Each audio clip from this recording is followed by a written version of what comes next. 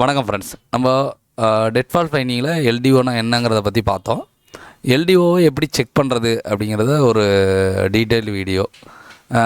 இந்த வீடியோ நீங்கள் பார்க்குறது மூலமாக எல்டிஓ எப்படி செக் பண்ணுறது அப்படிங்கிறத பற்றி உங்களுக்கு தெரியும். ஆல்மோஸ்ட் நம்ம பக் வோல்டேஜ் எப்படி செக் பண்ணுறதுங்கிற வீடியோ போட்டோம். இந்த பக் வோல்டேஜும் எல்டிஓ வோல்டேஜும் தான் ஒரு ஃபோன்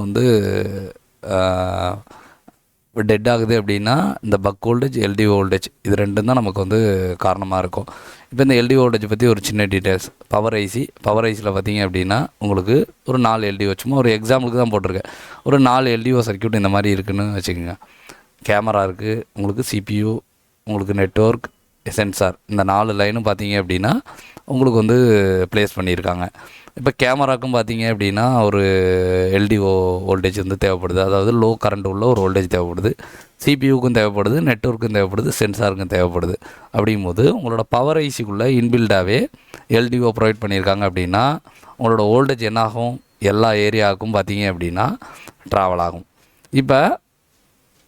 இப்போ இதில் நமக்கு பக் வோல்டேஜில் பார்த்தீங்க அப்படின்னா அவுட்புட்டில் பார்த்தீங்கன்னா நமக்கு காயில் இருந்ததை பார்த்துருப்பீங்க.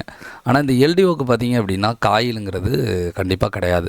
அப்போ நாம் எப்படி கண்டுபிடிக்க முடியும் அப்படின்னா, கண்டிப்பாக உங்களுக்கு டயக்ராமை ஒன்று ரீட் பண்ண தெரிஞ்சால் மட்டும்தான் எல்டிஓ உங்களால் பர்ஃபெக்டாக ட்ரேஸ் பண்ண முடியும். சர்க்யூட்ஸ் பார்க்குறது, ஸ்கிமேட்டிக் பார்க்குறது, இது தெரிஞ்சால்தான் உங்களுக்கு எல்டிஓவை ட்ரேஸ் பண்ணுறதுக்கு அப்படிங்கிறது ஈஸியாக இருக்கும். பக் வோல்டேஜ் மாதிரி டைரெக்டாக நம்ம காயிலேருந்து செக் பண்ணிவிட்டு இது ஓகே அப்படிங்கிறது மாதிரி சொல்ல முடியாது. இந்த மாதிரி camera line, CPU line, sensor, network எல்லாத்துக்கும் பார்த்தீங்க அப்படின்னா எல்டிஓ போகுதில்ல, கண்டிப்பாக கெப்பாசிட்டர்ஸுங்கிற ஒன்றா ப்ளேஸ் பண்ணியிருப்பாங்க. கண்டிப்பாக கெப்பாசிட்டிங்கிறது ப்ளஸுக்கும் மைனஸுக்கும் நடுவில் இருக்கும். ஒரு கெப்பாசிட்டி தான் இருக்கணும்னு அவசியம் கிடையாது. நான் சும்மா எக்ஸாம்பிளுக்கு தான் போட்டிருக்கேன். இப்போ இந்த கெப்பாசிட்டரை நீங்கள் செக் பண்ணுறீங்க. நார்மலாக ஒரு கெப்பாசிட்டர் செக் பண்ணும்போது ஒரு சைடு வேல்யூ வரும், இன்னொரு சைடு 0 வரும் அப்படிங்கிறது நமக்கு தெரிஞ்சிருக்கும்.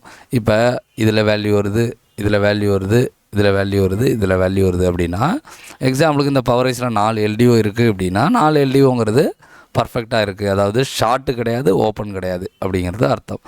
எந்த ஷார்ட்டும் இல்லை அப்படின்னா நமக்கு வேல்யூ வரும். இப்போ இதில் எனக்கு இந்த எல்டிஓவில் 0 வருது அப்படின்னா என்ன நடக்கும்? கேமராவுக்கு போகிற எல்டிஓ சர்க்யூட் ஃபெயிலியர் ஆகிடுச்சு. அப்படிங்கும்போது கேமரா தான் ஒர்க் ஆகுதே தவிர மற்றபடி உங்களோட ஃபோனுங்கிறது ஒர்க் ஆகும், கேமரா ஒர்க் ஆகாது. இப்போ நெக்ஸ்ட் பார்த்தீங்க அப்படின்னா இந்த எல்டிஓ எனக்கு ஷார்ட் ஆகிடுச்சு அப்படின்னா என்ன நடக்கும்? ஃபோன் டெட்லாம் ஆகாது, உங்களுக்கு நெட்வொர்க் ரிலேட்டட் ப்ராப்ளங்கள் வரும். இப்போ எனக்கு இந்த எல்டிஓ ஷார்ட்டில் இருக்குது, இந்த கெப்பாசிட்டி எனக்கு ஷார்ட்டில் இருக்குது, நீங்கள் செக் பண்ணுறீங்க, இந்த சென்சாருக்கு போகிற லைனாக இருக்குது. என்ன நடக்கும் அப்படின்னா உங்கள் ஃபோனு ரீஸ்டார்ட் ஆகலாம், லோகோவில் நிற்கலாம். இந்த மாதிரி ஏதாவது ஒரு ப்ராப்ளம் சென்சார் ஓரியன்டெல்லாம் நான் பார்த்துருக்கதை வச்சு தான் சொல்கிறேன். எக்ஸாக்டாக இது தான் வருமா அப்படிங்கிறது, இந்த கேமரா நான் பார்த்துருக்கேன், ஷார்ட் ஆனிச்சு அப்படின்னா கண்டிப்பாக கேமரா ஒர்க் ஆகாது, ஃபோனுங்கிறது பர்ஃபெக்டாக ஆன் ஆகும். இப்போ சிபியூக்கு போகிற ஒரு எல்டிஓ ஷார்ட்டில் இருக்குது, அது முக்கியமான ஒரு லைனுக்காக போகுது அப்படின்னா கண்டிப்பாக ஃபோனுங்கிறது டெட் ஆகிறதுக்கான வாய்ப்புகள் தான் அதிகமாக இருக்குது.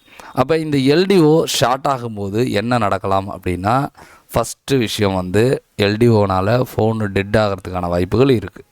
இப்போ ஒரு இஎம்சிக்கு போகிற எல்டிஓ ஷார்ட் ஆனால் என்ன ஆகும்? ஃபோனு கம்பல்சரி டெட் ஆகிடும்.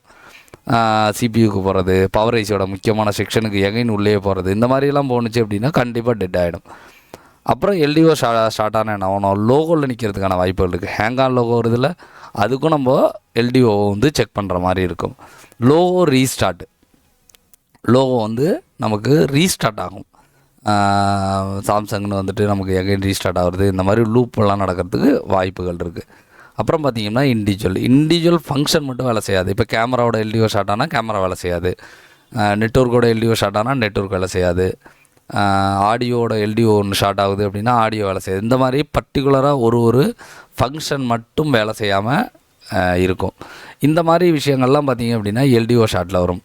அப்போ நீங்கள் ஒரு ஃபோன் டெட் அப்படின்னா நீங்கள் primary line, secondary line, buck voltage, LTO voltage இந்த 4ஐயும் செக் பண்ணால் மட்டும்தான் உங்களுக்கு இந்த போர்டில் ஷார்ட் இல்லை அப்படிங்கிறத கன்ஃபார்ம் பண்ண முடியும்.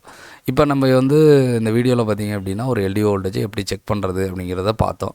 இப்போ இதில் பார்த்தீங்கன்னா இந்த கெப்பாசிட்டர்ஸ் எங்கெங்கே இருக்குதுன்னு நீங்கள் தெரிஞ்சுக்கணும் அப்படின்னா கண்டிப்பாக பொர்னியோ ஸ்கிமேட்டிக்ஸை பார்த்து தான் நீங்கள் தெரிஞ்சுக்க முடியும். இப்போ இந்த எல்டிஓவை நீங்கள் செக் பண்ணிவிட்டு இந்த போர்டு ஷார்ட் இல்லைங்கிறத நீங்கள் கன்ஃபார்ம் பண்ணத பிறகு நீங்கள் வேறு லைன்லாம் நீங்கள் செக் பண்ணலாம். இப்போ இந்த வீடியோ வந்து உங்களுக்கு கண்டிப்பாக யூஸ்ஃபுல்லாக இருந்திருக்குன்னு நினைக்கிறேன். உங்களுக்கு இந்த வீடியோ பிடிச்சிருந்துச்சின்னா மறக்காமல் லைக் பண்ணுங்கள், கமெண்ட் பண்ணுங்கள். உங்களுக்கு ஸ்கிமேட்டிக்ஸை ஓரியன்டாக உங்களுக்கு ட்ரைனிங் வேணும் அப்படின்னா ஸ்க்ரீனில் இருக்க நம்பரை காண்டாக்ட் பண்ணுங்கள்.